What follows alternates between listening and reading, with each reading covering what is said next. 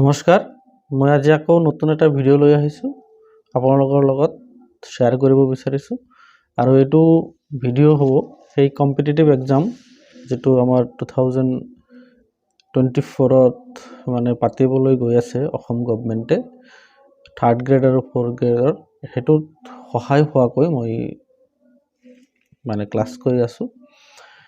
আজিৰ ভিডিঅ'টো হ'ব আগৰ কোৱেশ্চন পেপাৰ 2022 আৰু সেই কোৱেশ্চন পেপাৰটো আছিল পৰীক্ষাটো আছিল health educator junior assistant LDA statistical clerk computer মানে অপাৰেটৰ এইবিলাকৰ এটা কমন পৰীক্ষা আছিল আৰু সেই পৰীক্ষাটো অনুষ্ঠিত হৈছিল 13 মাৰ্চত 2022 আৰু সেই পৰীক্ষাত অহা যিবিলাক কোৱেশ্চন আহিছিল সেই কোৱেশ্চনখিনিৰ এনসাৰৰ সৈতে মই আপোনালোকৰ লগত আলোচনা কৰিম।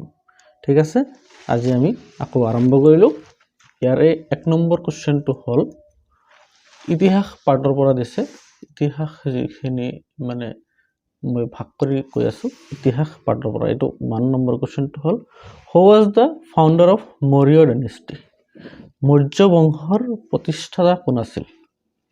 অপশন এ দিছে চাণক্য, অশোক, চন্দ্ৰগুপ্ত মৌৰ্য and বিক্ৰমাদিত্য। ইয়াতে এই চন্দ্ৰগুপ্ত মৌৰ্যটো শুদ্ধ অপশন হ'ব। ঠিক আছে, চন্দ্ৰগুপ্ত মৌৰ্য। 2 নম্বৰ কোৱেশ্চনটো who defeated Prithviraj Chauhan at the second battle of Tarain. তৰাইনৰ দ্বিতীয় যুদ্ধত কোনে পৃথ্বীৰাজ চৌহানক কি কৰিছিল? পৰাজিত কৰিছিল। আৰু অপশন দিছে মোহাম্মদ গজনী, মোহাম্মদ ঘুৰি, চেঙ্গিজ খান, তাইমুৰ লং। আৰু ইয়াৰ শুদ্ধ অপশনটো হ'ল বি মোহাম্মদ ঘুৰি। 3 নম্বৰ কোৱেশ্চনটো দিছে the famous Moti Masjid in Agra was built by which of the following king. তলত দিয়া ৰজাসমূহৰ কোনজন ৰজাই এই মতি মছজিদটো নিৰ্মাণ কৰিছিল? আগ্ৰাত যেটো মতি মছজিদ আছে সেই মছজিদটো কোনজন ৰজাই নিৰ্মাণ কৰিছিল? ইয়াৰ অপশন দিছে হুমায়ুন, বি অপশন দিছে জাহাঙ্গীৰ, সি দিছে শাহজাহান এন্ড ডি দিছে ঔৰংগজেব। আৰু ইয়াৰ শুদ্ধ অপশনটো হ'ল D Aurangzeb. Okay, next question number 4 the East India Company was founded by. East India Company যেটো আছিল আমাৰ ভাৰতত শাসন কৰিছিল প্ৰায় 200 বছৰ আৰু এটো এস্টাবলিশড হৈছিল 1600 ইয়াৰ্স 1600 চন যেটো আছে সেই চনত এটো এস্টাবলিশড হৈছিল। আৰু ইয়াতে কোৱেশ্চনটো দিছে যে কোনে ইয়াক মানে প্ৰতিষ্ঠা কৰিছিল? ইয়াতে অপশন দিছে এ অপশন দিছে দা মাৰ্চেন্টস অফ লণ্ডন লণ্ডনৰ সদাগৰসকলে, দা ব্ৰিটিছ গভৰ্ণমেণ্ট ব্ৰিটিছ চৰকাৰে, ব্ৰিটিছ আৰ্মি সকলে, নান অফ দ্য এবভ। আৰু ওপৰত দিয়া এটাও নহয়। আৰু ইয়াৰ শুদ্ধ অপশনটো হ'ল এ নম্বৰ অপশন ব্ৰিটিছ সদাগৰসকল the merchants of London. Okay, এই 5 নম্বৰ কোৱেশ্চনটো দিছে in which year Quit India movement was started. Quit India movement ভাৰত ত্যাগ আন্দোলন কেতিয়া আৰম্ভ হৈছিল? আৰু ইয়াৰ অপশন দিছে 1931 চন, 1938 চন, 1940 আৰু 1942। আৰু ইয়াৰ শুদ্ধ অপশনটো হ'ল 1942 1942 চনত কুইট ইণ্ডিয়া মুভমেণ্ট আৰম্ভ হৈছিল। What is the smallest planet in our solar system. আমাৰ সোলাৰ সিস্টেমৰ আটাইতকৈ সৰু গ্ৰহটোৰ নাম কি?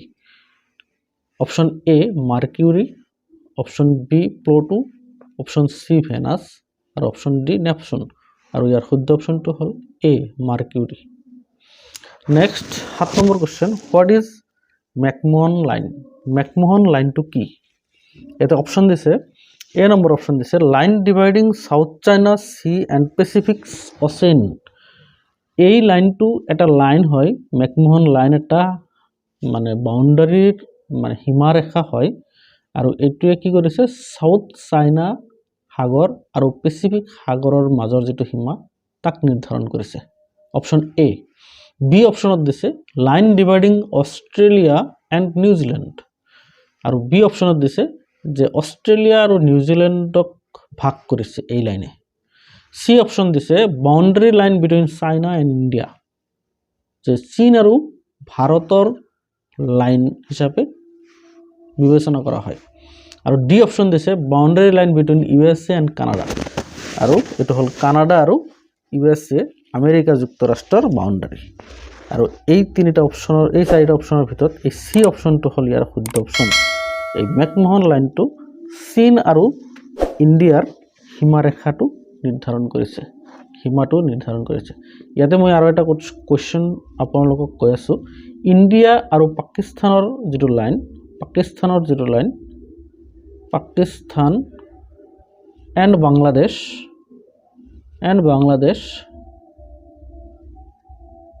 ইণ্ডিয়া আৰু পাকিস্তান বাংলাদেশ মানে ইণ্ডিয়াৰ লগত পাকিস্তান আৰু ইণ্ডিয়াৰ লগত বাংলাদেশ এই লাইনটোৰ নাম হ'ল red cliff line okay red cliff line ঠিক আছে এইটো এটা ইম্পৰ্টেণ্ট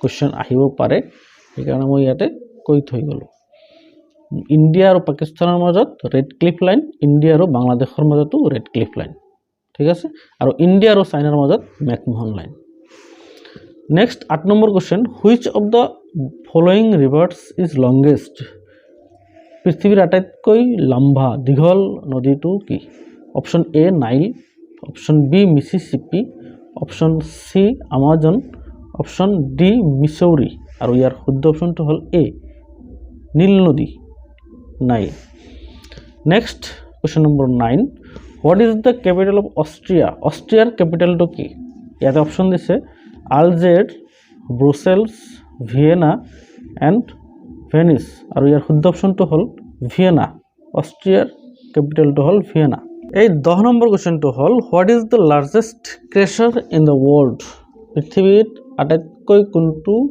জন্তু আটাইতকৈ ডাঙৰ জন্তুটো কি অপশ্যন এ দিছে ডাইনোছৰ বি দিছে ব্লু হুৱেল সি দিছে mountain lion and D option দিছে গ্ৰিজলি বিয়াৰ আৰু ইয়াৰ শুদ্ধ অপশ্যনটো হ'ল ব্লু হুৱেল নীলা তিমি তাৰমানে পৃথিৱীত যিমান জীৱ জন্তু আছে সকলো জীৱ জন্তুতকৈ আটাইতকৈ ডাঙৰ জীৱ 11 নম্বৰ question which of the following countries is known as the land of rising sun তাৰমানে এই কুৱেশ্চনটো মই মনত কৰি দিয়াৰ কাৰণে কৈছোঁ যে মোৰ আগৰ ভিডিঅ'টো চাইছে এই যে লখিমপুৰ মেডিকেল কলেজত যেটো 4 গ্ৰেডৰ পৰীক্ষা আছিল সেই পৰীক্ষাটো এই কুৱেশ্চনটো আহিছিল ঠিক আছে আৰু ইয়াতেও আহিছে তাৰমানে কি এই কুৱেশ্চনবিলাক খুব ইম্পৰ্টেণ্ট হয় আগৰ পৰীক্ষাত যিবিলাক কুৱেশ্চন মানে সোধা হয় সেইবিলাক বেলেগ পৰীক্ষাত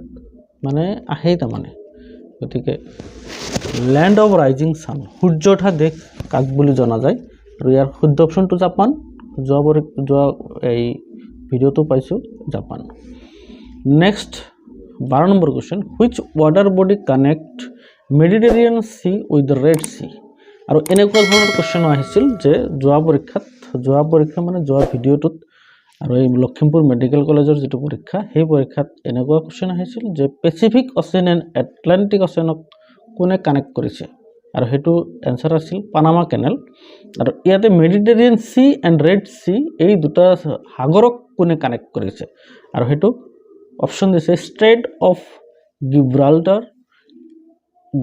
পাক ষ্ট্ৰেট সুইচ কেনেল কেল কেনেল আৰু ইয়াৰ শুদ্ধ অপশ্যনটো হ'ল সুইচ কেনেল ৰেড সি আৰু মেডিটেৰিয়ান সি এই দুটাক কি কৰিছে একেলগ কৰিছে নেক্সট 13 নম্বৰ question who discovered the south pole আৰু এনেকুৱা টাইপৰো এটা কোৱেশ্চন সেই লখিমপুৰ মেডিকেল কলেজৰ যেটো 4 গ্ৰেড পৰীক্ষা আছিল তাতে আহিছিল যে হু ডিস্কভাৰ্ড আমেৰিকা আৰু হেতু অপশ্যন মানে শুদ্ধ অপশ্যন আছিল ক্ৰিষ্টফাৰ কলম্বাছ আৰু তাতে মই কৈছিলোঁ যে ভাৰতলৈ অহা যেটো সাগৰীয় পথ কোনে আৱিষ্কাৰ কৰিছিল হেতুৰ অপশ্যন আছিল ভাস্কো দা গামা আৰু এই কোৱেশ্চনটো হ'ল সাউথ পোল কোনে আৱিষ্কাৰ কৰিছিল ইয়াতে অপশ্যন দিছে Amundsen David Livingstone Vasco da Gama and Marco Polo Vasco da গামাটো নহয় কিয় নহয় ভাৰতলৈ অহা যেটো সাগৰীয় ৰাস্তা তেওঁ আৱিষ্কাৰ কৰিছিল গতিকে এই এ নম্বৰ অপশ্যনটো হ'ল শুদ্ধ এটো হ'ল আমুনডছেন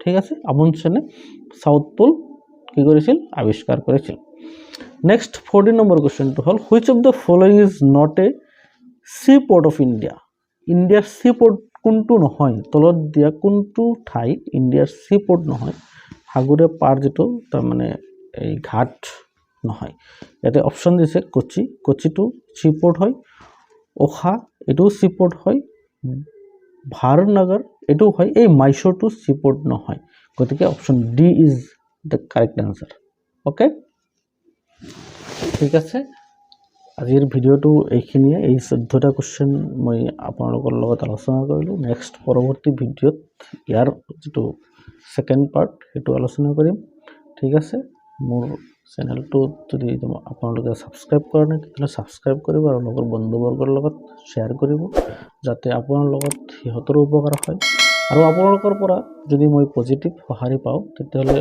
ময়ো ভিডিও বনোৱাত মানে আগ্ৰহী হ'ম ঠিক আছে ওকে আজিৰ কাৰণে বাই